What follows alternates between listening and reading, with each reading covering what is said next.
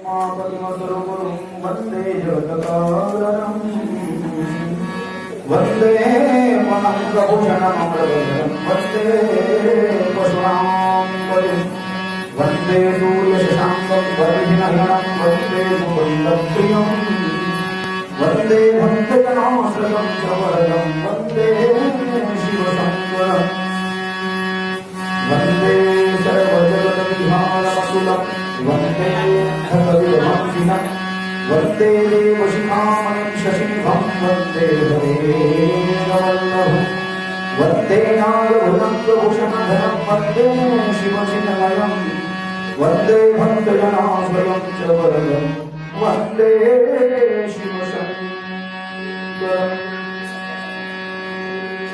पवित्र शिव महापुराण कथा में प्रवेश करने से पूर्व भगवान शंकर का आश्रय लेते हुए वाणी को पवित्र करते हुए शिव तांडव स्तोत्र की कुछ पंक्तियों गाकर के कथा में प्रवेश करेंगे।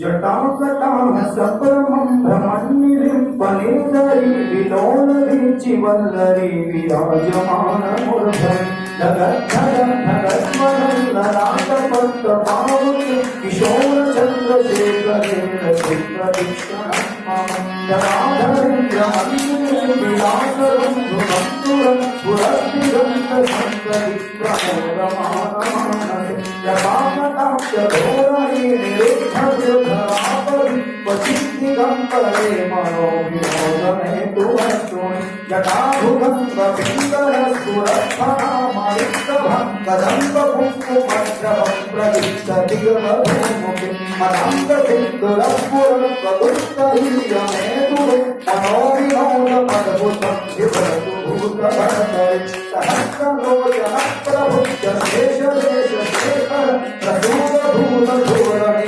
विभूषराङ्गपीठरु उल्लङ्घराजमालयानि भक्तजातभूतकं शिरोचिराजजागताचकोरवन्तु शेखर ललाटचन्द्रवरस्वदत्तनन्दरस्फुलिङ्गभं निपीतपञ्चसायकं नमन्त्रिलिङ्गनायकं सुधामयूखरेखया विराजमानशेखर महाकपालिशङ्करे शिवोजटालमस्तुनः शिवोजटालमस्तुनः शिवोजटालमस्तुनः।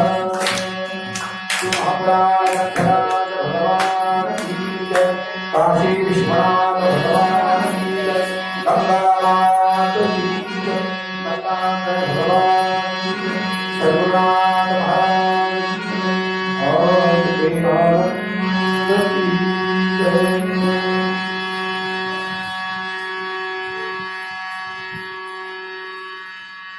परम मंगल में परमेश्वर भक्तवांचा कल्पतरु तो कारण करुणा वरुणालय कड़ी भुग विनिंद पीतांबर धरी ललित नाम लोके परिप्लावित कर्तुम अकर्तुम अन्यथा कर्तुम यद विलक्षण्य अस्वस्वरूपात्मकं आदि सत्ता चित सत्ता परम सत्ता परिपूर्ण सत्ता स्वयंपूर्ण सत्ता अनामिक सत्ता अव्याहित सत्ता भाजित सत्ता खंडित सत्ता विरल सत्ता सर्वचिंतन कारक माया त्रिमूल चक्र चालक सीता विहंगम विषय अंतिम व्यवस्था भगवत विमोल रजतिम छेदक भगवान श्री शंकर की शिव की कथा शिव महापुराण कथा इस संसार में समस्त जीवों का कल्याण करने वाली है। 25 गुणों से ज्यादा गुणों की प्राप्ति कराने वाली है। ऐसी ये सूरस अविट पवित्र मीठी अद्भुत अनंत अविनाशी अनुपमेय अपरिहार्य अलौकिक भगवान शिव शंकर की प्रतिभावान मूर्ति 9 दिवसीय शिव महापुराण कथा का गंगा दशहरा के पर्व काल का औचित्य साध करके उस उपलक्ष्य में भगवान शंकर की अहेतु की कृपा से अनुकंपा से इस कथा का हम चिंतन कर रहे हैं। आज कथा का तृतीय दिवस है। नियोजित समयोपरांत कथा क्रम में आगे बढ़ते हुए इस 2-3 दिन से जो हमारे दत्त विहार जैन नगर पिसादेवी में बह रही श्री शिव महापुराण कथा रूपी ज्ञान गंगा ज्ञान वापी ज्ञान गोपी ज्ञान सागर ज्ञान बावड़ी ज्ञान सरोवर में स्नान करने के लिए वारकरी संत के चरणों की धूलि के मकरंद का रसस्वादन अमृतपान करने के लिए आप और हम सभी लोग चक्रवात कारंडक पशु के रूप में यहाँ पर उपस्थित हुए हैं। जो लोग इस ज्ञान रूपी गंगा में स्नान करने के लिए उपस्थित हुए वो सभी वेदध्यन तत्पर लोग ज्ञाननिष्ठ तपोनिष्ठ वयोनिष्ठ ज्ञानवृद्ध तपोवृद्ध वयोवृद्ध गुणीजनी सभी लोगों को शिव महापुराण की परिभाषा में ओम नमः शिवाय, वृंदावन की परिभाषा में राधे राधे, सनातन धर्म की परिभाषा में जय श्री राम, वारकरी संप्रदाय की परिभाषा में रामकृष्ण हरि, जय हरि, जय गो माता दी, जय माता दी, श्री स्वामी समर्थ, जय गुरुदेव, श्री गुरुदेव, जय योगेश्वर। हरि ओम तत्सदिती. काल आपण विद्येश्वर संहितेचं चिंतन करत होतो, ज्याचे की 25 अध्याय आहेत. आणि आज आपण रुद्र संहितेमध्ये प्रवेश करत आहोत. त्या रुद्र संहितेमध्ये 5 खंड आहेत, म्हणजे 5 मुख्य भाग आहेत. त्यामध्ये सर्वात अगोदर सृष्टीखंड आहे, त्याचे 20 अध्याय आहेत. त्यानंतर सतीखंड आहे, त्याचे 43 अध्याय आहेत. पार्वती खंड आहे, त्याचे 55 अध्याय आहेत. कुमारखंड आहे आणि त्यानंतर शेवटचा युद्धखंड आहे. कुमारखंड म्हणजे ज्यामध्ये गणपती आणि कार्तिक स्वामींचं वर्णन आहे, आणि युद्धखंड म्हणजे गणपतीच्या द्वारे कार्तिक स्वामीच्या द्वारे जितक्या राक्षसांचा संहार या ठिकाणी झाला ते सगळं वर्णन या शिव महापुराण कथेमध्ये आलेलं आहे. 88,000 शौनकादिक ऋषींनी सूत महाराजांना नमस्कार केला आणि सृष्टीखंडामध्ये सृष्टी कशी निर्माण झाली विचारले. सगळ्या पुराणाचे 5 लक्षण असतात. सर्ग 1, प्रतिसर्ग 2, वंश वर्णन 3, वंशानुचरित 4 आणि मनवंतर वर्णन 5. 14 मनवंतरों की चर्चा श्रीमद् भागवत कथा में की गई है. वही चर्चा शिव महापुराण में भी है. कोणतेही पुराण असलं तर या 5 लक्षणांनी ते युक्त असतं, की ज्याच्यामध्ये सर्ग म्हणजे मुख्य सर्ग, ज्याला ब्रह्मा विष्णू महेश म्हणतात. उपसर्ग किंवा प्रतिसर्ग महालक्ष्मी, महासरस्वती, महाकाली. त्यानंतर मग मनवंतर वर्णन, स्वयंभू म्हणून, चक्षुष म्हणून, या सगळ्या मनवंतर कोणत्या मनवंतरामध्ये भगवंतांनी कोणता अवतार घेतला. त्यानंतर वंशानुचरित आणि वंशवर्णन म्हणजे एका राजाचा वंश पुढे कसा वाढला आणि विशिष्ट त्या राजाच्या वंशामध्ये कोणत्या राजाने काय कार्य केलं. जसं चंद्रवंशामध्ये भगवान श्रीकृष्णाचं कार्य हे व्यापक आहे. सूर्यवंशामध्ये खूप राजे झाले. इक्ष्वाकू वंशापासून भगीरथापासून त्या वंशाला प्रारंभ आहे, परंतु भगवान रामाचं चरित्र हे व्यापक आहे. वंशानुचरित म्हणजे त्या वंशाचं वर्णन, सगळ्यांचं नाव, कोणाला किती पुत्र वगैरे, आणि विशिष्ट एखादं रामाचं किंवा कृष्णाचं चरित्र याला म्हणतात वंशानुचरित किंवा वंशवर्णन. वर्णन म्हणजे एखादं विशिष्ट आणि वंशानुचरित म्हणजे सगळ्यांचे नाव. ऐसी ही लीला शिव महापुराण में भी है. श्री शिव महापुराण रुद्र संहिता प्रथमोध्याय. सूतपितरं शंभुजगतो मातरं शिवामहत्तदपुत्रं जगन्नाधीशं नत्वैतं वर्णयामहे. एकदा मुनयं सर्वनैमाशारण्यवासिनः प्रपच्छुरवरया भक्त्यां सूतते शौनकादयः. 88,000 शौनकादिक ऋषी हे नैमिष्य अरण्याचे रहिवासी आहेत. नैमिषारण्यामध्ये राहतात. नैमिषारण्यामध्ये 88,000 ऋषींनी भागवत कथा, अन्य कथा ऐकल्या, परंतु शिव महापुराण कथा मी परत सांगतो की प्रयागामध्ये ऐकली. जसं तुलसी रामायण कथा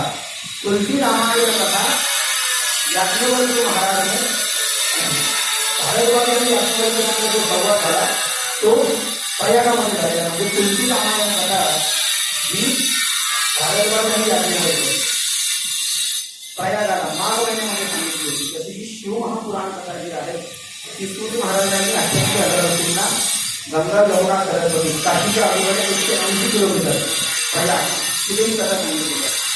रुद्र संहितेला प्रारंभ केला आणि सृष्टीचं वर्णन विचारलं. त्यामध्ये विचारलं सृष्टीच्या आरंभी भगवान शंकर काय लीला करतात, सृष्टीच्या आरंभी भगवान शंकर कोणत्या रूपामध्ये असतात, काय लीला करतात. काशीखंडामध्ये सांगितलं दुनिया जब मृत जाती है तो भगवान शंकर सब कुछ मिटा देते लेकिन काशी को नहीं देते. काशीला भगवान शंकर शिवावर धारण करतात. काशी भगवान शंकर जगामधलं सगळं संत, परंतु काशी संपत नाही, फक्त काशीला वाटवतात. आणि मग तुम्ही मला जे प्रश्न विचारले आहे तर तेच प्रश्न देवर्षी नारदाने ब्रह्मदेवाला विचारले होते असं सूत महाराज सांगतात. मग ब्रह्मदेवाचा आणि नारदाचा जो संवाद झाला ते तुम्ही मला सांगणार आहे. आणि मग त्या सृष्टीखंडामध्ये सृष्टीचं वर्णन करणार. सप्तमः ब्रह्मपुत्रो विकासो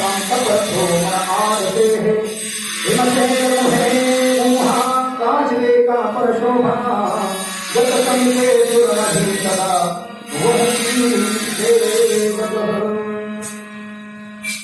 सृष्टीच्या आरंभी देवर्षी नारदाची कथा सांगितली.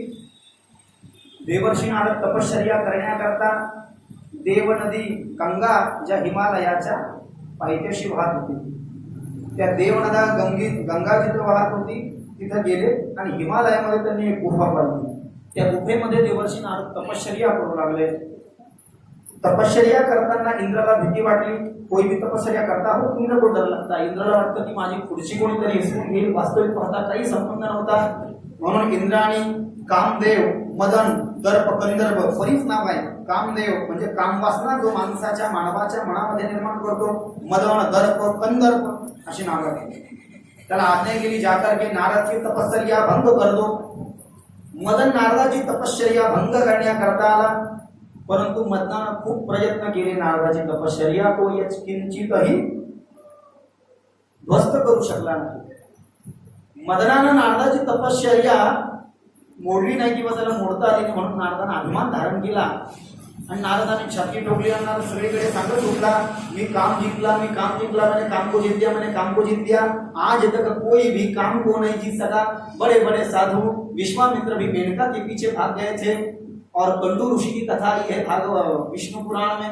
तो कंडू ऋषि ने 960 साल तक उर्वशी नाम की अप्सरा के साथ में भोग विलास किया था. तो बड़े बड़े साधु संत भी इस विषय वासना से अपने आप को नहीं बचा पाए. लेकिन मैं देवर्षि नारद मैंने काम को जीत लिया. काम बांधवडी काळ घातला तो डरी तया माझे दंडवत कपिकुळी हरवंत शरीर वज्रा ऐसे कोणी ब्रह्मांड जो उच्चे. रामरायाच्या सेवका शरण आलो म्हणे तुका 164 नंबरचा भक्त तुकाराम महाराज गाथ्यामध्ये सांगताय श्री भाडोमान ही काम को जीत सकते हैं. दूसरा कोई काम को जीतने वाला आज तक नहीं आया. चिरंजीव पद पावा बयासी एक से मुख्य अवतार पाहिजे. नको स्त्रियाचा सांगात नको स्त्रियांचा आघात करती. आघात पुरुषाशी स्वश्री सही कार्य पूर्वे पाचार स्पर्शाने घडते परी आसक्तीने सरता परिचित्त तेथे कदापि नसावे. नाथ महाराज चिरंजीव पदामध्ये सांगतायत तो काम को जीतना बहुत कठिन है. नारद ने जीत लिया था कोई बात नहीं, सूची कहते, लेकिन नारद को उसका अभिमान हो गया कि मैंने काम को जीत लिया. ये बहुत गलत बात थी. आणि म्हणून ही गोष्ट सांगायला नारद शंकराकडे गेले. मैंने काम को जीत लिया. भगवान शंकर को हंसी आ गई. अब ये कहाँ पे घूमेगा पता नहीं. तो इसका रक्षा करने के लिए, इस पर ध्यान रखने के लिए भगवान शंकर ने 2 शिवगण नारद जी के पीछे लगा दिए. ये कहाँ जाएगा इसका ध्यान रखना. शंकर के पास में गए मैंने काम को जीत दिया. ब्रह्मदेव के पास में गए मैंने काम को जीत दिया. और उसके बाद ब्रह्मदेव से वो विष्णु के पास में आए और विष्णु को कहा मैंने काम को जीत दिया. नारद सांगत सुटला तिळ मात्र जरी होय अभिमान परितो मेरू समान भार वाटे देवा. किंवा एवढा जरी अभिमान केला तर मेरू पर्वत किती मोठा आहे तितकं अभिमान केल्यासारखं देवाला वाटतं. शंकराला सांगितलं, ब्रह्मदेवाला सांगितलं, विष्णूला सांगितलं आणि मग भगवंतानी मायेचं निर्माण केलं. शंकराच्या सांगण्यावर भगवान विष्णूंनी 400 कोस लांब एक अशी नगरी बनवली असते आणि नारद जात असताना नारदाला ती नगरी दिसली. म्हणून नारदाला बघण्याचं कौतूहल वाटलं. बघण्याच्या इच्छेनं देवर्षी नारद त्या नगरीमध्ये प्रवेश करते झाले. त्या नगरीचा राजा होता शीलनिधी. हीच कथा जशीच तशी तुलसी रामायणामध्ये आलेली आहे. तीच कथा शिव महापुराणामध्ये रुद्रसंहितेमध्ये सृष्टिखंडाच्या 2ऱ्या ते 3ऱ्या अध्यायामध्ये त्याचं वर्णन केलं. तुलसी सांगतायत शीलनिधी नावाचा राजा होता. त्याच्या मुलीचं नाव होतं विश्वमोहिनी. नाम में ही उसके नाम का अर्थ छुपा है. जो विश्व को मोह सकती है, विश्वला मोहून टाकण्याचं सामर्थ्य जिच्यामध्ये आहे तिला म्हणतात विश्वमोहिनी. देवर्षी नारद जेव्हा गेले साधू संत आले घर सेना म्हणूची दिवाळीचा सण. साधू संत ज्या दिवशी घरी येत असतात तोच आमचा दिवाळी दसरा आहे असं संत सेना महाराज म्हणतात. देवर्षी नारद आलेलं पाहून शीलनिधीला परमानंद झाला. बसण्यासाठी कनकासन, हटकासन, सोन्याला 3-4 नावाली शास्त्रामध्ये कनक म्हणजे सोनं, हटक म्हणजे सोनं, सुवर्ण म्हणजे सोनं, कंचन म्हणजे सोनं. उस सुवर्ण के सिंहासन पर बिठाया, पाद प्रक्षालन कुमकुम तिलक किया और नारद को क्षेम कुशल पूछा कहाँ से आए हो. मैं ब्रह्मदेव का पुत्र हूँ, मैं नारद हूँ, मैं त्रिकालदर्शी हूँ, मैं तीनों लोगों में भ्रमण करता हूँ. नारायण नाम का भजन करते करते मैं तीनों लोगों पर विचरण करता हूँ. ठीक, तो आप भविष्य भी जानते होंगे. हाँ, मैं तो भविष्य का बहुत बड़ा ज्ञाता हूँ. तो मेरे बेटी का भविष्य देखिए. तो विश्व मोहिनी को सामने लेकर के आए शीलनिधि जी. और विश्व मोहिनी का जो दक्षिण हाथ था, दाया हाथ, ये नारद जी के हाथ में दिया. हस्त रेखाओं का अभ्यास करके बताइए मेरे बेटी के नसीब में कोई पति है, कैसा है, क्या है, किन किन गुणों से वो संपन्न होगा. देवर्षी नारदानं त्या विश्व मोहिनीच्या हातावर वाचलं. हिचा पती हा 14 भुवनांचा मालक असेल. 14 भुवन वरती 7 भूरलोक, भुवनलोक, जनुमलोक, तपोलोक, सत्यलोक, मोहलोक, विष्णुलोक, खाली 7 अतल वितल सुतल महातल तलातल रसातल पाताल 7 7 14. ये 14 भुवना का जो राजा होगा वो इसका पति होगा. पण नारदाने भविष्य उलट वाचलं. काय 14 भुवनाचा पतीचा राजा असेल, पण नाही, ही ज्याच्याशी लग्न करेल तो 14 भुवनाचा राजा होईल असं बदलून सांगितलं नारद. म्हणजे नारद वाटलं मीच तिचा नवरा होऊन जातो. तो नारद परम साधु है. नारद का ज्ञान का इतना भंडार है. उपनिषदों में नारद का वर्णन किया गया. छांदोग्य उपनिषद प्रपाठक नंबर 5 श्लोक नंबर 37. छांदोग्य उपनिषद हे 108 उपनिषदापैकी एक आहे. मुख्य उपनिषद हे 13 आहे. नारायण उपनिषद, कठोपनिषद, ऐतरेयोपनिषद, तैतरेयोपनिषद, श्वेताश्वतर उपनिषद, अशा उपनिषदामध्ये एक छांदोग्य उपनिषद आहे. त्या छांदोग्य उपनिषदामध्ये 5व्या अध्यायामध्ये 37 श्लोकामध्ये नारदाचं वर्णन केलं गेलं. कितने बडे ज्ञानी थे नारद. सपुराण पंचवेदान शास्त्राणि विविधानि च ज्ञात्वा प्रज्ञात्मवित्तेन नारदाय सुरक्षय. सब पुराण नारद को कंठस्थ थे. सपुराण पंचवेदान शास्त्राणि विविधानि च 6 शास्त्र वेदांत, व्याकरण, न्याय, पातंजल, योग आणि मीमांसा ये 6 शास्त्र. शास्त्राणि विविधानि च ज्ञात्वा प्रज्ञात्मवित्तेन नारदाय सुरक्षय. इतना बड़ा ज्ञाता है शास्त्र का, और तभी भी आज भगवे वस्त्र परिधान करके भी शादी का विषय वासना मन में आ गई नारद के. क्यों? काम को जीता अभिमान आ गया. संत जब भगवान के चरणों को छोड़ करके इस संसार को अपनाते हैं तो संत के जीवन में भी दुख आते हैं. संत को भी इन दुखात्मक भोगों को भोगना ही पड़ता है. तेची संत जनता हेत विठ्ठली ने नतिका हिता ने तो ने नाम स्मरणे वासोनी. किंवा हरिपाठामध्ये सांगितलंय बाबा, असली संत जो होंगे तो असली संतों के हृदय में हरि है और हरि के हृदय में संत है. हरि तेथे संत, संत तेथे हरि, संत तेथे हरि, संत तेथे हरि. हरि तेथे संत, संत तेथे हरि, संत तेथे हरि, संत तेथे हरि. ऐसे वेद चारी बोलताती हरिमुखी गाता हरपति चिंता, हरपति चिंता, हरपति चिंता. हरिमुखी गाता हरपति चिंता, हरपति चिंता, हरपति चिंता. देवाला प्राप्त करण्यासाठी हरि प्राप्तीचे उपाय धरावे संतांचे ते पाय. परंतु संत कसे? ऐसे कैसे झाले धोंडू कर्म करून भक्ती साधू नंदा लावून या राक्षमणती झालो आम्ही साधू. काही काही असे संतही ओळखता आले पाहिजे. ऐसे संत झाले कळी तोंडी तंबाखूची नाही स्नान संध्या वळविली पुढे भांग ओढाविली भांग भुरका हे साधन पची पडे मध्यपान तुका म्हणे ऐसे किती नरका गेले पुढे जाती. 1171 अभंगाचा नंबर. तिळा टोपी उंच दाबी जगी मी एक गोसावी अवघा बरपंग सारा पोटी विषयांचा छारा मुद्रा लावी ती कोरोनी मान धावयासी जणी. तुका म्हणे ऐसे किती तुका म्हणे अवघे सोंग तेथे कैसा पांडुरंग. 1170. 4 चरण तुकारामाची देवट गेलं भंग गाथा. तो कुछ संत तो स्नान भी नहीं करते और सवेरे ही वो ऐसा अनाचार करने लग जाते हैं. बुराचार व्यसन. संत किसे कहेंगे? संत तेच आहे जे संत आपल्याला या ठिकाणी भगवत मार्गाला घेऊन जातात. जगाच्या कल्याणा संतांच्या विभूती देह कष्टही परोपकारे वेद मार्गे कोणी गेले त्याची मार्गे चालिलो. संतांचे संगती मनोमार्गती आकारामासी पदे गेले पण ते संत आहे त्या संतांच्या रक्षणे लोकांची मंगळ्या हरी प्राप्त. नारदाचा संत आहे, खूपच ज्ञानी आहे. नारदचा एक ग्रंथ आहे 18 पुराणापैकी. त्याच्यामध्ये वर्णन केलं जातं नारदाने 2000 वर्ष कीर्तनाचा अभ्यास केला. नारदा कीर्तनकार नाही म्हणून त्याला म्हणतात तर ती नारदाची कार्य आहे. कोणती? आपण जे कीर्तनकार लोक कीर्तन करतात ना, लल्हावरस्तावलधारी तरलगतया 14 भक्तांशधारी विनाधारी सुरक्षी सुरकुशल तयारा करता जिमोक्त इंद्रो वारिनो मृदंगम जय जय सुप्रा कीर्तनेते कुमारा यत्राग्रे भावोक्ता सरसल चनिया वासपुत्रो बहुव ननर्द मध्ये कृतमेव तत्रम भक्त्यादिकानां नटवस्तुते जसं अलौकिकं कीर्तनमे दक्षम हरि प्रसन्नोपि वचनो भविष्यत्. श्लोक नंबर 83 आणि 84 अध्याय नंबर 6 श्रीमद भागवत महात्म्य.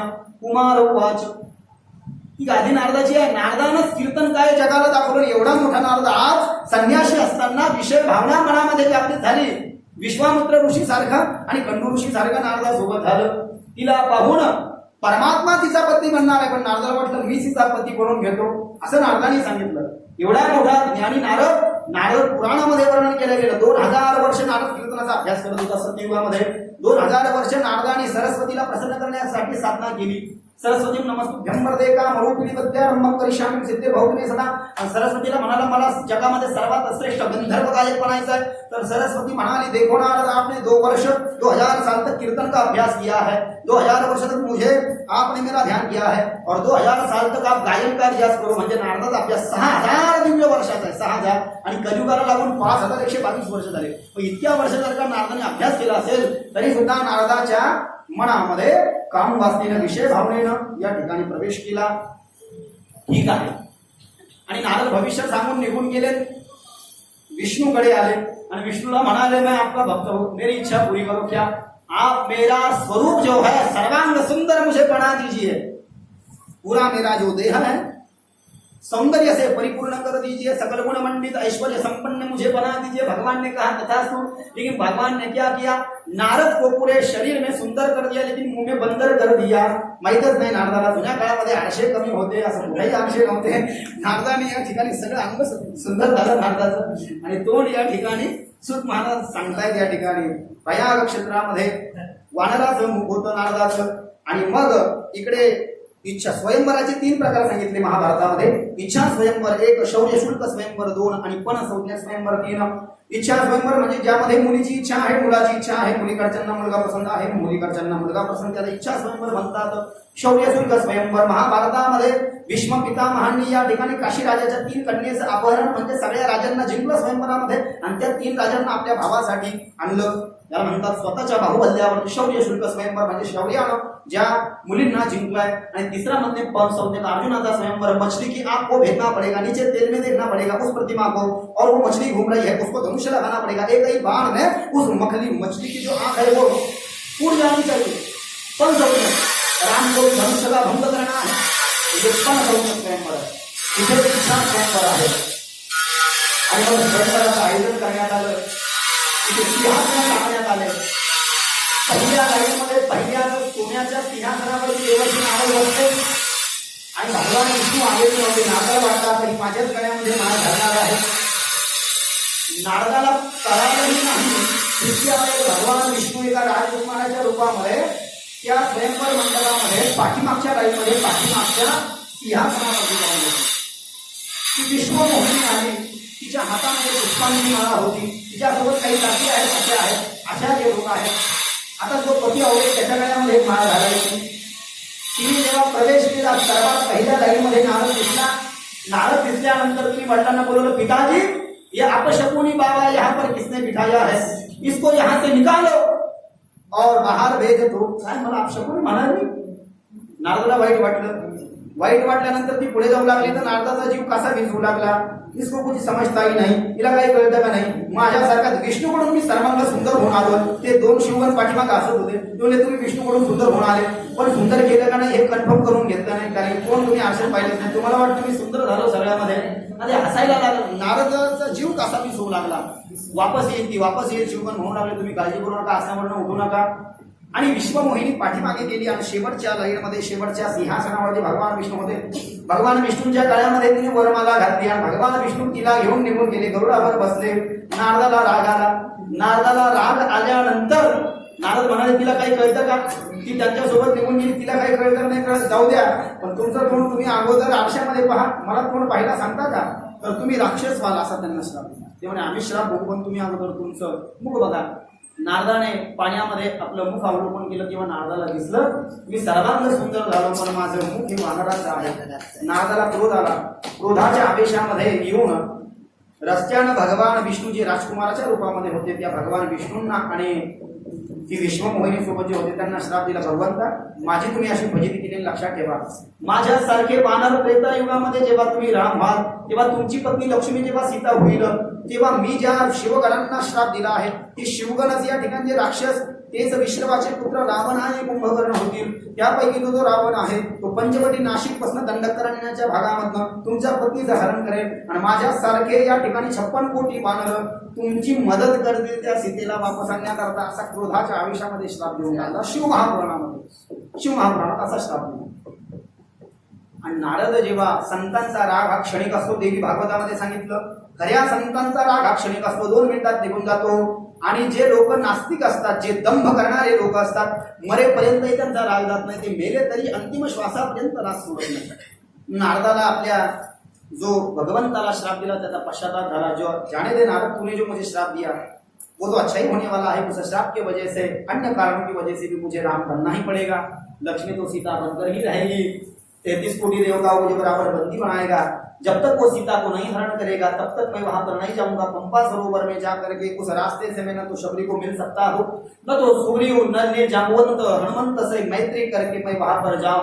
जब तक नहीं जाऊंगा तब तक रावण का अंत नहीं होगा. जब तक रावण का अंत नहीं होगा तब तक वो जो 33 करोड़ देवताओं को बंदी बनाएगा तो उनकी मुक्तता नहीं होगी. रावण का कोई पवित्र नहीं होगा. मेरा भक्त विभीषण राजा नहीं बनेगा. कुंभकर्ण का, इंद्रजीत का उद्धार नहीं होगा. तो चिंता मत कर, उन्हें जो श्राप दिया है वो सत्य हो जाएगा. त्या शिवगणांना श्राप दिला, मी तुम्हाला राक्षस होण्याचा श्राप दिला, पण तुम्ही असे तसे राक्षस होणार नाही. रावण म्हणजे जे आपण शिवतांडव स्तोत्र म्हणालो ते शिवतांडव स्तोत्र रावणाने बनवलेलं आहे. 14 घंटे रावण पूजा करायचा. लंके माझे घरे किती दी आहे का सांगत असे सांगते जैसी तैशी. 5 लक्ष घरे पाषाणाची देते, 7 लक्ष देते पितबंडी. कोठी घरे देते काशा आणि तांब्याची, सप्त कांचनाची शुद्ध कांचनाची सप्तकोटी. तुका म्हणेजाची संपदा ये वडी, सांगा ते कवडी गेली नाही. 1133 नंबरचा 4 चरण तुकाराम महाराज देवडी ग्रंथ भंग गाथेमध्ये सांगता येतं. 5 लाख घर दगडाचे, 7 लाख घर विटाचे, 1 कोटी घर काय, 1 कोटी घर काशाचे, 1 कोटी घर तांब्याचे, 7 कोटी घर सोन्याचे, शुद्ध कांचनाची सप्तकोटी. कुबेराकडनं त्याने ते आणलं होतं. कुबेर त्याचा सावत्र भाऊ आहे रामायणामध्ये. एवढी सगळी संपदा त्या कुबेराची खाली तशाच तशी आणली. आणि 14 घंटे रावण शंकराची पूजा करायचा. ब्रह्मदेव पंचांग सांगायला होता, फूल आणून द्यायला एक होता. तर रावणासारखी पूजा कोणी करावी, एक ही गलती हो गई. लेकिन रावण से इतना बड़ा भक्त होकर के भी उसने साक्षात माँ सीता का हरण कर दिया. माँ सीता का उसने हरण करने की वजह से ही रावण का पतन हो गया. नहीं तो रावण जैसा कोई भक्त नहीं था. आणि मग पुढे त्यांना रावण आणि कुंभकर्ण होण्याचा श्राप दिला. त्यानंतर पुढे शिव महापुराणामध्ये स्वतत्वाच्या स्वरूपाचं वर्णन आणि विष्णूची निर्मिती केली. भगवान शंकर हे स्वतःमध्ये पूर्ण तत्व आहे, अपूर्ण तत्व नाही. भगवान शंकर ही आदि है, भगवान शंकर ही अंत है. भगवान शंकर ही जब सृष्टि को बनाना होता है तो अपने शरीर से शिवा को माने की देवी को, शक्ति को अलग कर देते हैं. एक दिन भगवान शंकर माने की शिव और शिवा माने की अंबिका म्हणजे शिव आणि शक्ती हे दोघं आनंद विहारामध्ये, आनंद वनामध्ये विहार करत होते. भगवान विष्णूच्या जन्माची कथा आता याच्यामध्ये सांगतात. ते विहार करत असताना जेव्हा दोघांनी डोळे बंद केले तेव्हा त्यांच्या इच्छेने म्हणजे भगवान शंकराच्या आणि माता त्या अंबिकाच्या इच्छेने एक पुरुष निर्माण झाला. तो पुरुष म्हणजे भगवान विष्णू नारायण. बोले नारायण भगवान की जय, काशी विश्वनाथ भगवान की जय. ओम ब्रह्मणस्साद विष्णोहं त्वया विभूत सत्तमः, लोकोपकारिणा नित्यं लोकानां हितकाम्ययाः. यत्सुत्वं सर्वलोकानां सर्वपापक्षयो भवेतः, तदहं ते प्रवक्ष्यामि शिवतत्त्वमनामयम्. भगवान विष्णू हे अंबिका आणि भगवान शंकरापासून उत्पन्न झाले. शिव महापुराणामध्ये काशी खंडनामध्ये त्याला इच्छा विष्णू म्हटलेला आहे. भगवान शंकराच्या इच्छेनं विष्णू आणि विष्णूच्या नाभिकमलापासून ब्रह्मदेव भागवतामध्ये, काशी खंडामध्ये वेगळं शिव महा. सब पुराणों में कथा एक ही है लेकिन थोड़ा थोड़ा वर्णन, थोड़ा थोड़ा भेद दिखता है. आणि भगवान विष्णू जेव्हा निर्माण झाले, भगवान शंकराला आणि माता अंबिकाला नमस्कार केला आणि तपश्चर्या करू लागले. तपश्चर्या करताना या ठिकाणी अंगाचा दाह झाला. अंगाचा दाह झाल्यामुळे शरीरातून घामाच्या धारा वाहू लागल्या. त्या घामाच्या धाराचं रूपांतर पाण्यामध्ये झालं. भगवान विष्णूच्या अवतीभोवती संपूर्ण जल झालं. त्या पाण्यामध्येच भगवान विष्णू तपश्चर्या करू लागले. नार म्हणजे पाणी, यण म्हणजे पाण्यामध्ये जाणे. इति नाम नारायण, म्हणून विष्णूला नारायण म्हणतात. संस्कृतमध्ये पाण्याला नार असं म्हणतात. आणि यण म्हणजे च्यामध्ये, पाण्यामध्ये प्रवेश केला. त्या नारामध्ये त्या यणानं प्रवेश केला म्हणून त्याचं नाव नारायण विष्णू असं या ठिकाणी पडलं. आणि तदनंतर भगवान ब्रह्मदेव नारदाला सांगतायत. नारदाला पश्चाताप झाला. नारदानं तीर्थयात्रा करण्याचं ठरवलं. तीर्थयात्रा करत करत करत देवर्षी नारद या ठिकाणी काशीला आले. आणि काशीला येऊन तदनंतर मग आपल्या वडिलांकडे ब्रह्मदेवाकडे आले. आता सूत महाराज सांगतायत ब्रह्मदेवाने नारदाला ज्या ज्या कथा सांगितल्या त्यात मी तुम्हाला सांगतोय. ब्रह्मदेव नारदाला म्हणाले, पुत्रा, एक दिवस माझा आणि भगवान विष्णूचा वाद लागला होता, पण ते काल विद्येश्वर संहितेमध्ये ऐकलं. मी मोठा तर मी खोटी साक्ष दिली. केतकी पुष्पाला काही पुराणामध्ये मी गाईला सोबत आणलं, म्हणून माझ्यासोबत त्या केतकी पुष्पाला गाईला श्राप भेटला. माझं खोटं बोलणारं 5वं मुख तोडून टाकलं. 4च मुख मला ठेवले, ते 4 वेदाचं प्रतिनिधित्व करतात. पण भगवंतानी मला श्राप दिला कि आज से ब्रह्मदेव तू किसी का कुलदैवत नहीं होगा, दुनिया में तेरा एक भी मंदिर नहीं होगा. फक्त एकच आहे पुष्कराज राजस्थान मध्ये, एक भी मंदिर नहीं होगा, तू किसी का गुरु नहीं होगा, तू किसी का कुलदैवत नहीं होगा, लोग तेरी पूजा नहीं करेंगे, सिर्फ मेरी और नारायण की ही पूजा करेंगे. लेकिन ब्रह्मदेव बहुत दुखी हुआ. तो शिव को लगा जाने दो, भगवान शंकर बड़े दयालु है, मैंने तो तुझे श्राप दे दिया, अभी होने को कोई नहीं टाल सकता, लेकिन तू यज्ञ का अधिपति बनेगा. ब्रह्मार्पण जब तक यज्ञ में तेरा आवाहन नहीं किया जाएगा तब तक कोई भी यज्ञ पूर्णता की ओर नहीं जाएगा. म्हणून याला यज्ञाचा अधिपती केलं. पण किती मोठं नुकसान झाला ब्रह्मदेवाचं. हे सुद्धा मंदिर दिसत नाही स्पेशली ब्रह्मदेवाचं. 3 देवताचा अवतार आहे. दत्तात्रय हे ब्रह्मा विष्णू महेशाचा अवतार आहे, हे ठीक आहे. परंतु असं वैयक्तिक पुष्कराजला जर का सोडलं तर ब्रह्मदेवाचं मंदिर कुठेच नाही. पुढे ब्रह्मदेव नारदाला सांगतायत आणि सूत महाराज 88,000 ऋषीला सांगतायत, मी भगवान शंकराने माझ्यावर आणि विष्णूवर अनुग्रह केला आणि सांगितलं, माझ्या इच्छेने तुम्ही दोघ जण ब्रह्मदेवा तू सृष्टी निर्माण कर आणि भगवान विष्णू त्याचं पालन पोषण करतील. उचित समयोपरांत 3ऱ्या नेत्राच्या द्वारे मी त्या जगाचा या ठिकाणी काय विनाश करून टाकेल. विनाश कसा करतात त्याचं वर्णन भागवतामध्ये आलं. करारविंदेन पदारविंदम मुखारविंदे विनिवेशयन्तम् वटस्य पतरस्य पुटेशयानम् बालं मुकुन्दं मनसा स्मरामि जिह्वे पिबस्मा वितमेकदेव गोविन्द दामोदर माधवेति श्रीकृष्ण गोविन्द हरे मुरारे हे नाथ नारायण वासुदेव विग्रहे तुकामाखिल गोपकन्या मुरारी पादार पितचित रखी दध्यादिगमो हर्षाय रोचक गोविन्द दामोदर माधवेति श्रीकृष्ण गोविन्द हरे मुरारे हे नाथ नारायण वासुदेव. इस झाड़ी का वर्णन किया. जब इस दुनिया को मिटाना होता है शिव जी को, तो शिव और विष्णु एक ही तत्व है, दोनों एक हो जाते हैं. हरिहराणा ही भेद. हरी म्हणजे विष्णू आणि हर म्हणजे शंकर, याच्यामध्ये भेद नाही. आणि जो व्यक्ती यांच्यामध्ये भेद करतो तो नरकाचा अधिकारी आहे. विष्णूची भजला शिव दुरावला अधपात झाला तयानरा. पहिला वारकरी भगवान शंकर आहे. भजन करी महादेव रामपूजी सदाशिव. रामपूजी सदाशिव. रामेश्वरामध्ये भगवान रामानं पूल बांधताना मग ते लंकेमध्ये गेले रामेश्वरम पासून. ते शंकराची पूजा करतात, भगवान शंकर त्यांची पूजा करतात. जब रामायण बनाया गया, राम का जन्म भी नहीं हुआ था. कुंजलम राम रामेति मधुरम मधुराक्षरम. जब वो रामायण देखा तो पूरे देवताओं में झगड़ा हो गया, युद्ध का जंग छिड़ गई. ये ग्रंथ मैं लूंगा, तो सबने उस ग्रंथ को तहस नहस कर दिया. किसी ने 1 पन्ना, आधा पन्ना, 1 अक्षर सब ले लिया. शिवजी आए तब तक तो ग्रंथ तो छिन्न भिन्न हो चुका था, विदीर्ण हो गया था. ग्रंथ का 1 अक्षर भी शेष नहीं बचा था. अब सब जन बोले शिवजी तो आ गए, शिवजी तो इस संसार के पिता है, अब इनको ही ग्रंथ नहीं तो हम लेके क्या करें. तो शिवजी ने कहा चिंता मत करो, आपने बांट लिया ना, मुझे ये ग्रंथ नहीं चाहिए. मुझे इस ग्रंथ में से जो लेना था वो मैंने ले लिया. क्या ले लिया? राम. ये 2 शब्द मैंने ले लिए.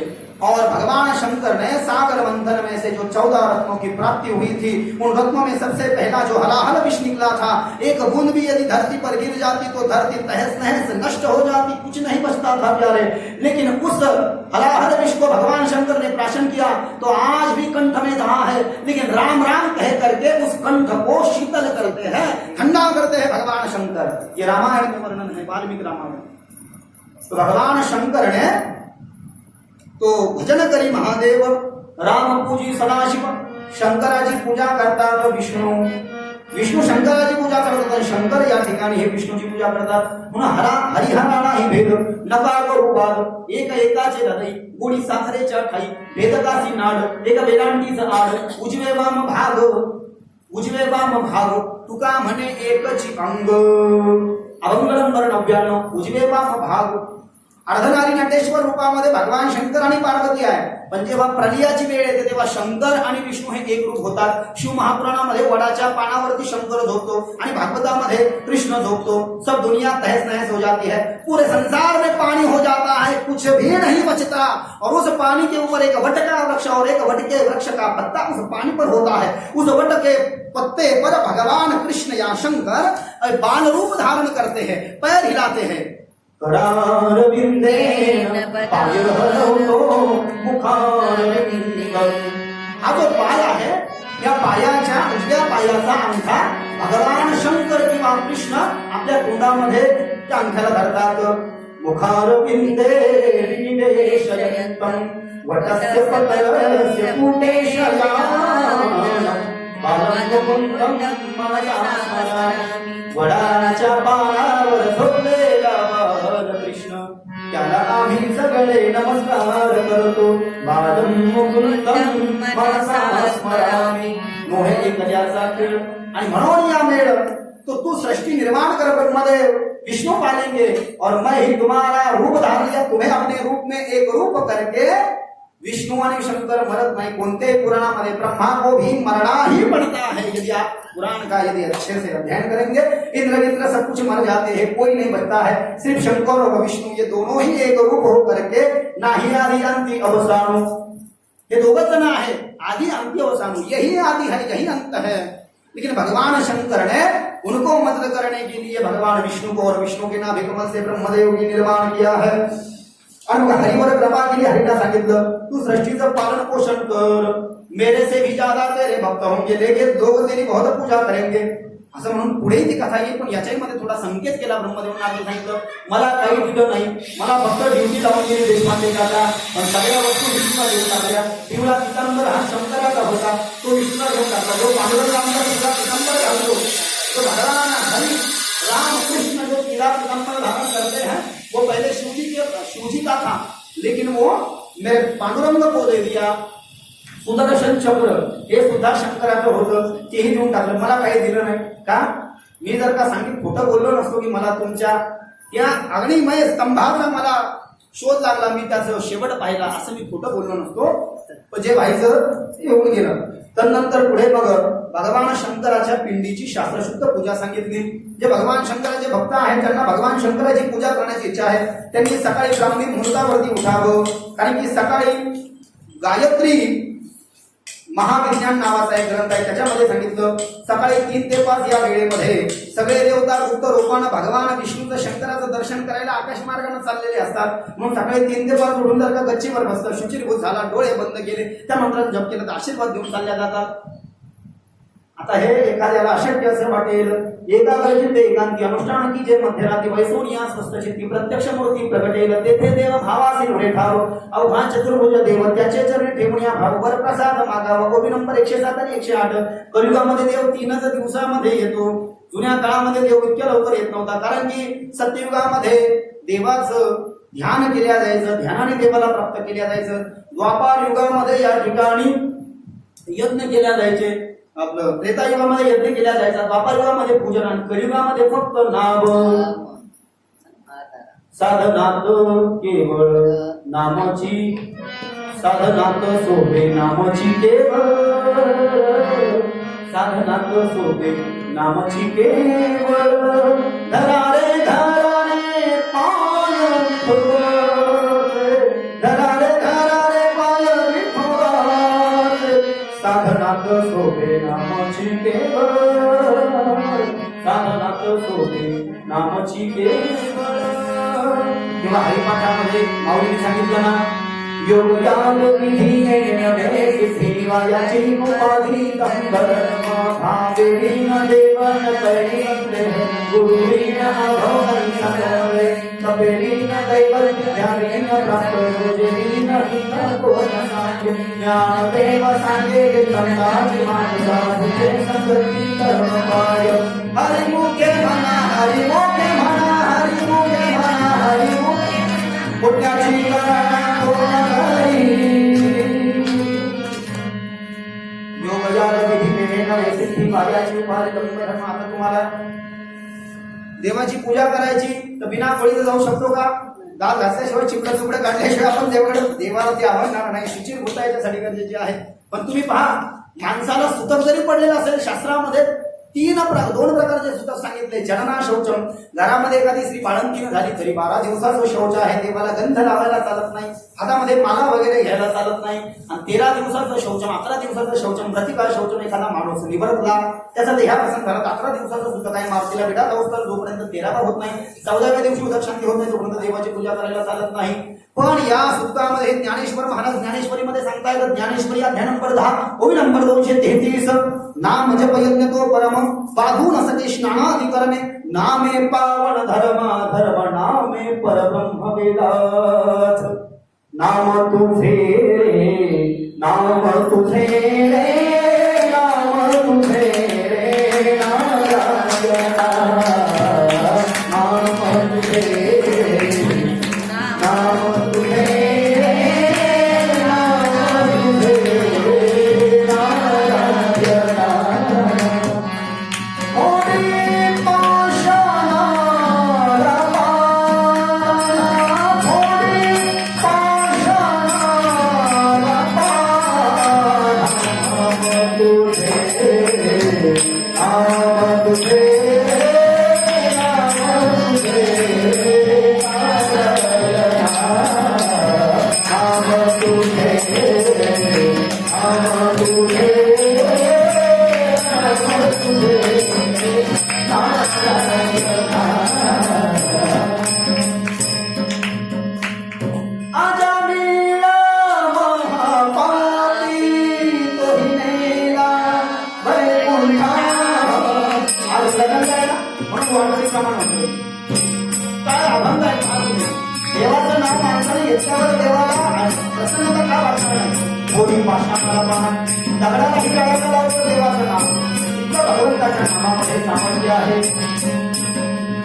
आणि म्हणून जे भगवान शंकराचे निस्सीम भक्त आहेत, निस्सीम भक्त आहे जे भगवान शंकराचे, त्यांनी सकाळी ब्राह्मी मुहूर्तावर उठलं पाहिजे. मनुस्मृतीमध्ये सांगितलं, जे लोक सकाळी उठत नाही, जे लोक सकाळी 7च्या आधी अंघोळ करत नाही, त्यांना सगळ्या प्रकारचे दोष लागतात. आणि जो माणूस अंघोळ करतो, दक्ष स्मृतीमध्ये सांगितलं, त्याला 10 गुणांची प्राप्तता होते. गुणादशस्य स्नान परस्य साधमो रूपम च तेजस्य बलं च शौचम आयुष्यम आरोग्य मनोनुपत्वम दुःस्वप्ननाशम तपश्यमेधा. अध्याय नंबर 2 श्लोक नंबर 13 दक्ष स्मृती. दक्ष स्मृतीमध्ये सांगितलं, अंघोळ करणाऱ्यांना स्नान आणि अंघोळ फरक आहे. रूप 1, रूपम च तेज 2, बल 3, रूपम च तेजम च बल, शौच 4, रूपम च तेजम च बलम च शौचम, आयुष्य 5, आरोग्य 6, मलाचा नाश 7, आयुष्य आरोग्य मनोरूपत्वम, दुःस्वप्नाचा नाश 8, दुःस्वप्न तपश्चमेधा तपन आणि मेधा 10 म्हणजे बुद्धी. या 10 गुणांची प्राप्ती होते. स्नान करणं म्हणजे संकल्प स्नान, मंत्र स्नान 1, अग्नि स्नान 2, भौम स्नान 3, भस्म स्नान 4, वायु स्नान 5, वर्षा स्नान 6, 7 आणि त्यानंतर मग मानसिक स्नान 7. ज्याला जागेवर उठता येत नाही त्याला मानसिक स्नान करावं. मनसे स्नान करणे मंत्र स्नान, आपो हिष्टाधिभिमान मंत्रा इत्यादी मंत्रांना अंघोळ करणे म्हणजे मंत्र स्नान आहे. अग्नि स्नान म्हणजे या ठिकाणी हवनातलं जे भस्म आहे त्यानं अंगाला ते भस्म लावायचं अंघोळ करायचं, याला या ठिकाणी भस्म स्नान अग्नि स्नान म्हटलेलं आहे. वायव्य स्नान, वायव्य स्नान म्हणजे या ठिकाणी पावसामध्ये उभं राहायचं आणि त्या पाण्याने अंघोळ करायचं. असे स्नानाचे सगळे प्रकार शास्त्रामध्ये केले. आणि जे लोक या ठिकाणी स्नान करत नाही, गंगेला गेल्यानंतर आपल्याला ती पद्धत माहित नाही. गंगेला गेल्यानंतर गंगेचे मंत्र म्हणायचे, गंगा गंगा म्हणायचं, वाचे म्हणता गंगा गंगा सगळं दोषे गंगा दृष्टी पडता ब्रह्मगिरी त्याची नाही यमपुरी उषा व्रता स्नान त्यांचे वैकुंठी लहाने नावा म्हणे प्रदक्षिणा त्यांच्या पुणे नाही गंगा. आणि मग त्या नदी तटावरची माती अंगाला लावायची, विष्णूचं स्मरण करायचं, गंगेचं स्मरण करायचं, मग आंघोळ करायची. माती अंगाला लावून आंघोळ करायला सांगितलेली आहे. गंगेच्या तटावरती विहिरीला जरी आंघोळ केली, हापशीला जरी आंघोळ केली, घरी जाऊन आंघोळ केली तरी गंगेचं स्मरण करायला सांगितलेलं आहे. म्हणजे गंगा स्नानाचं पुण्य या ठिकाणी त्या व्यक्तीला प्राप्त होत असतं. मग सकाळी जे परम निस्सिम भक्त आहेत भगवान शंकर, त्यांनी उठायचं, स्नान करायचं, भगवान शंकराच्या पूजेची सामग्री सिद्ध करायची. मंत्रानं या ठिकाणी भगवान शंकराची पूजा करायला सांगितलं. वामदेवाय नमः असे जे काही तुम्हाला मंत्र येत असतील त्या मंत्राने भगवान शंकराची पूजा करा. अष्टोत्तर शतनामावली आहे भगवान शंकराची. किंवा मग शिव हर शंकर नमामि शंकर शिवशंकर शंभो हे गिरिजापती भवान शंकर शिवशंकर शंभो हर हर महादेव शंभो काशी विश्वनाथ गंगे काशी काशी काशी महादेव महादेव महादेव शिव शिव शिव शिव असं काय जे तुम्हाला म्हणता येत असेल इत्यादी मंत्राचं या ठिकाणी. कारण का भगवान शंकर हे भोळेच आहे. भजन आपल्याला जास्ती म्हणायचे नाही, खूप भोळे आहेत. प्रमाणे इतके आठवतात. मग आता एकदा माणसाची लिंक लागली ना, आज दुपारी तर काय लोकांचा फोन आला, महाराज लिंक लागलेले, म्हणलं घरी रियाज करत बसा. मलाही वाटलं बाबा विसरू वगैरे नाही, तो एक उद्देश होता. त्यामुळे असं वारंवार कथा करत राहायच्या कथा. असं काय की त्या स्टेजवर कथा करायला तर आनंद येतो आम्हाला. जेव्हा आम्ही तुम्हाला सांगितलं का त्या स्टेजवर जेव्हा आपण कथा करत असतो तो आनंद वेगळाच असतो. परंतु भगवंताची कथा ही कथाच आहे. काही काही लोक माझ्याकडे आले, मला म्हणाले महाराजजी तुमचे गायक लोकही चांगले आहेत आणि तुम्ही कथाही चांगली करतात म्हणून तुमची कथा चांगली वाटते. मी म्हटलं काय, आमचे गायक लोक तर चांगलेच आहे आणि देवाच्या कृपेने आम्ही कथा चांगली करतो. पण आम्ही कथा चांगली करतो आमचे गायक लोक चांगले म्हणून ती कथा चांगली होत नाही. ती कथा देवाची असल्यामुळे ती कथा चांगली होते. हेच जर का आम्ही तमाशा करत बसतो ते चांगलं वाटेल का? ते अजिबात चांगलं वाटणार नाही. ते भगवान की कथा इसलिए अच्छी लग रही है प्यारे, बहुत अच्छी लग रही है. यही कथा अगर हम किसी आदमी की करें तो वो अच्छी नहीं लगेगी. तो काय तुम्ही पहा ना, कोणती कथा घ्या तुम्ही, सीताराम चरित अति पावन मधुर सरस अति मन भावन पुनि पुनि चित्तन हो सोनी सुनाई यज्ञ व्यास बुझन बुझाई राम राम जय जय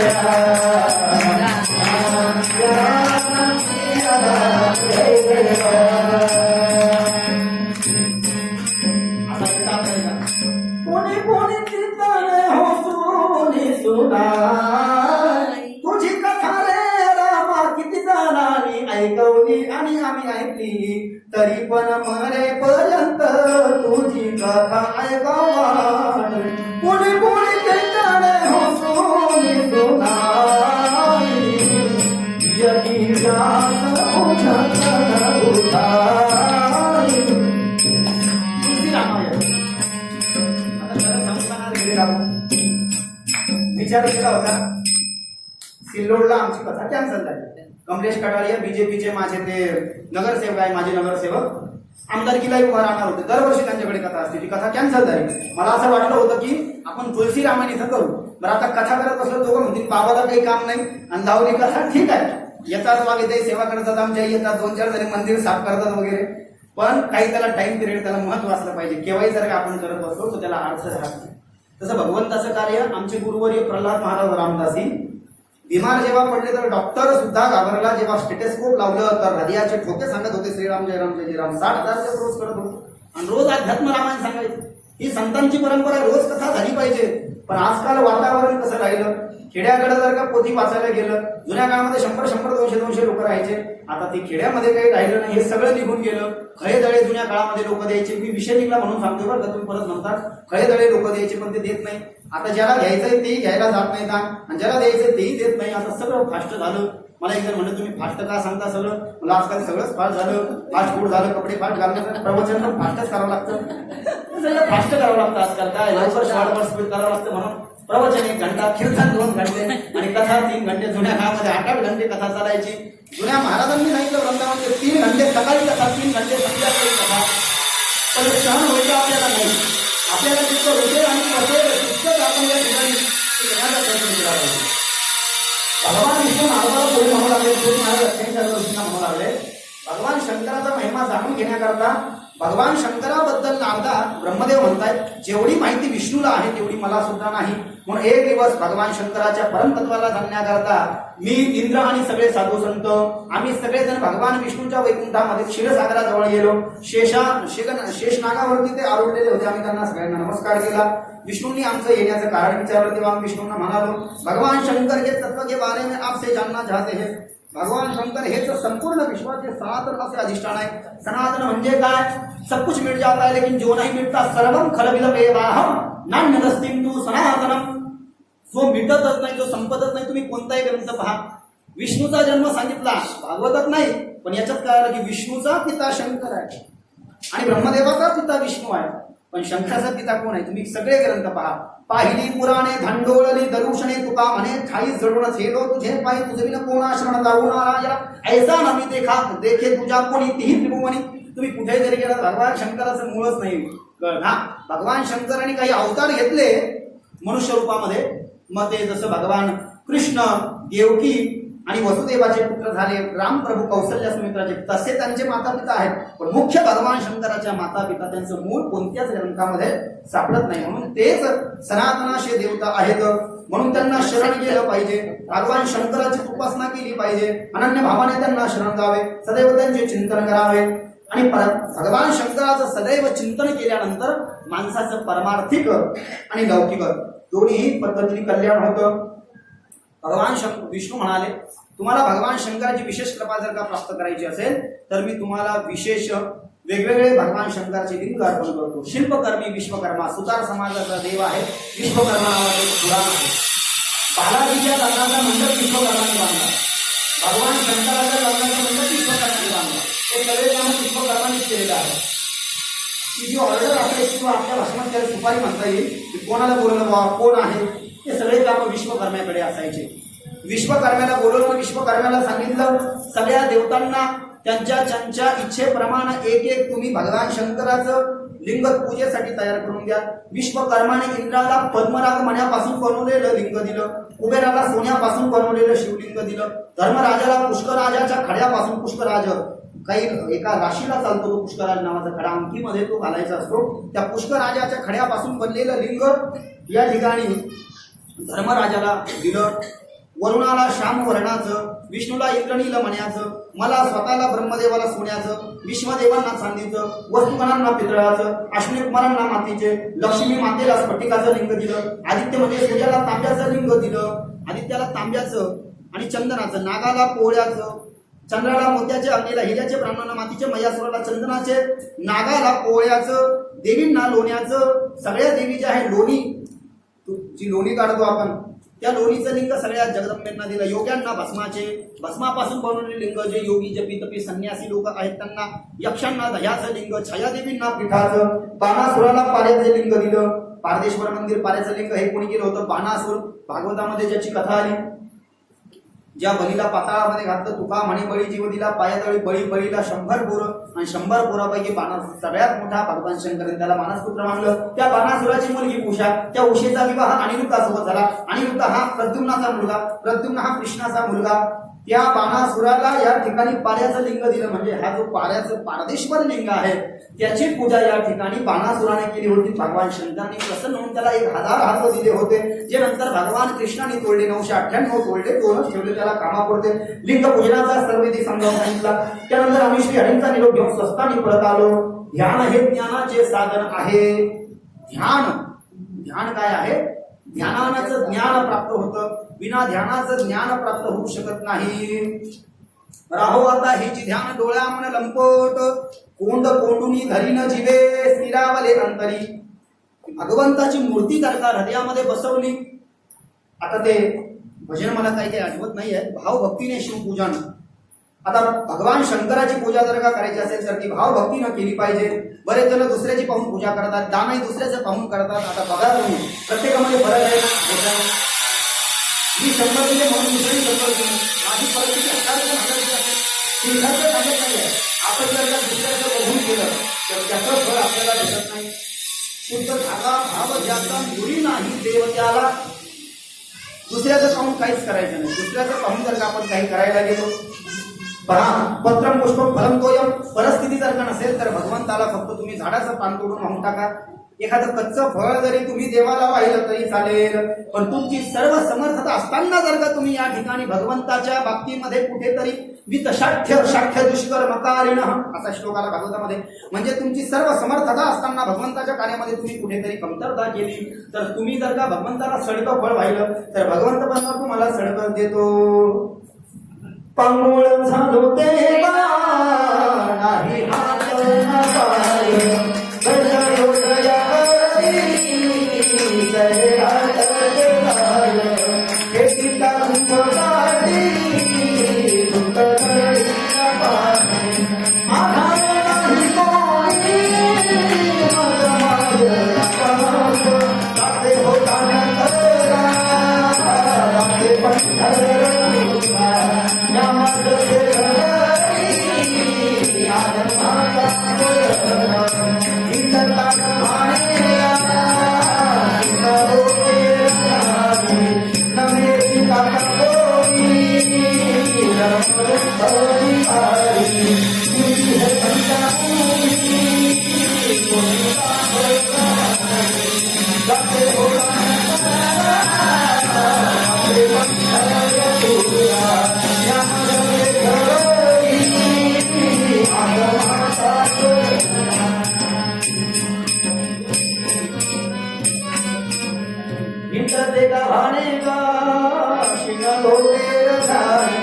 किती जन्म फिरलो, किती वेळा जन्माया किती भागे पडले आणि अभंग आहे. पांगुळ झालो देवा नाही हातात पाय बैसलो दयामती सैरा तते जाय पिता कुंभकाठी कुंड धरणी न पाहे आधार नाही कोणी मज पाप नमाय ताते होता नकना ताते पंढरपुरा ह्या मज ते थपरी आखमाचा सोयला. आखमाचा म्हणजे सर्व या ठिकाणी यारे यारे लहान थोर यारे भलते नारी नर. आंधळ्या पांगळ्याचा एक प्रसवला जाता. आंधळ्या पांगळ्याला दान देणारा तो एकच आहे, दुसरं कोणी दान देत नाही. आंधळा पांगळाही या जन्मामध्ये झाला तर मागच्या जन्मामध्ये त्याचं कर्म काहीतरी अवशेष राहिलेलं आहे म्हणून त्याला या ठिकाणी ब्राह्मणो श्रीभिर ऋणवा जायते. हे माणूस जन्माला आल्यानंतर त्याच्या पाठीमागे 3 ऋण लागतात. अथोच्चते गृहस्थस्य नित्यकर्म यथाविधी यत कृतवान रण्यमापनो की दैवात पैत्राच्य मानुषात. ऐश्वर्यायन नावाच्या ग्रंथपालीला हा श्लोक आहे. माणूस जन्माला आला की दैवात पैत्राच्य मानुषात. दैवात म्हणजे दैवरून त्याच्या पाठीमागे लागतं, पैत्रात म्हणजे पित्रांचं ऋण त्याच्या पाठीमागे लागतं आणि मनुष्य म्हणजे मनुष्याचं ऋण त्याच्या पाठीमागे लागतं. भगवान सोनी की शादी होने दो 56 भोग चढ़ाएंगे. क्यों भाई सोनी की शादी नहीं होगी तो नहीं चढ़ाएगा. भगवान को हुल मत दे. मग लोक देवाला हुल देतात. हे मनुष्य ऋणामध्ये तो माणूस सापडतो. बरेच लोक जन्माला येतात, संकल्प करतात, विसरून जातात, हलगड्याची लक्षातही राहत नाही. ते तसे मरूनही जातात, ते संकल्प लक्षात राहत नाही. म्हणून दुसऱ्या जन्मामध्ये सगळं भोगण्यासाठी माणसाला जन्माला यावं लागतं. पाप पुण्य करून जन्मा येतो प्राणी. पाप आणि पुण्य जेव्हा माणसाचं सम समान होतं तेव्हा अप्राप्य मनुष्य देह जाण. तेव्हा माणसाला मनुष्याचा देह भेटतो. 90% जर का पुण्य झाला असेल माणसाचं तर माणूस स्वर्गाला जातो आणि 90% जर का पाप झाला असेल तर माणूस नरकाला जातो. तामिश्र 1 अंधतामिश्र 2 रौरव 3 महारव 4 कुंभिपाल 5 कालसूत्र 6 असिपत्र मन 7 सुकरमुख 8 अंधकूप 9 प्रमिभोजन 10 सदंश 11 तपस्वी 12 वजकंडक शार्वलिक 13 वैतरणी 14 पुयोत 15 प्राणरोध 16 विशेषण 17 लालाभूष 18 सारमेयादर 19 सावीची 20 आयपान 21 चारप्रथम 22 रक्षोगण भोजन 23 श्लोकोत 24 दंतशुक 25 अवट निरोधन 26 पर्यावरण 27 शुचिमुख 28 नरककुंडाचे नाव श्रीमद भागवत स्कंद नंबर 5 अध्याय नंबर 26 गरुड पुराणामध्ये आले, शिव महापुराणात आले, देवी भागवतात सब पुराणामध्ये नरककुंड आहे. आता कोणाला कोणत्या नरककुंडात नेतात ते काही सांगायची गरज नाही. गरुड पुराण जेव्हा आपण करू तेव्हा सांगू. तू म्हणाल का बा चालतं का करायला, हा पित्र पक्षात इथं करायला चालतं नाही. तुम्हाला वाटतं माणूस मेल्यावरच करावं लागतं का नाही, तसं काही नाही. माणूस मरण पावल्यावर घरी वाचतात. पण मला एक गोष्ट सांगा, माणूस मरण पावल्यानंतर ते ऐकायची मनस्थिती राहते का माणसाची?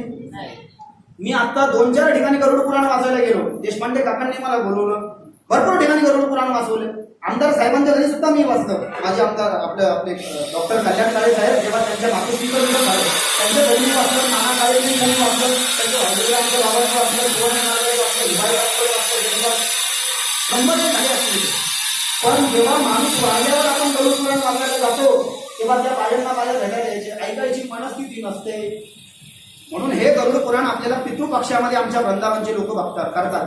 तुम्हाला माझं जर का बोलणं मिथ्या वाटत असतं तुम्ही आस्था चॅनलवर बघा. डॉक्टर संजय कृष्ण सलील वगैरे परमपूज्य कौशिकजी महाराज 4 महिन्यापासून 18 पुराणाची कथा लाईव्ह करतात. ते गरुड पुराण जेव्हा आपण ऐकू तेव्हा आपल्याला कळेल. आणि गरुड पुराण ऐकल्यानंतर माणूस हे बघा, आता हे सगळं आहे, बाकीच्या पुराण ऐकून काही माणूस सिरियस होतो का नाही होत हे मला माहिती नाही.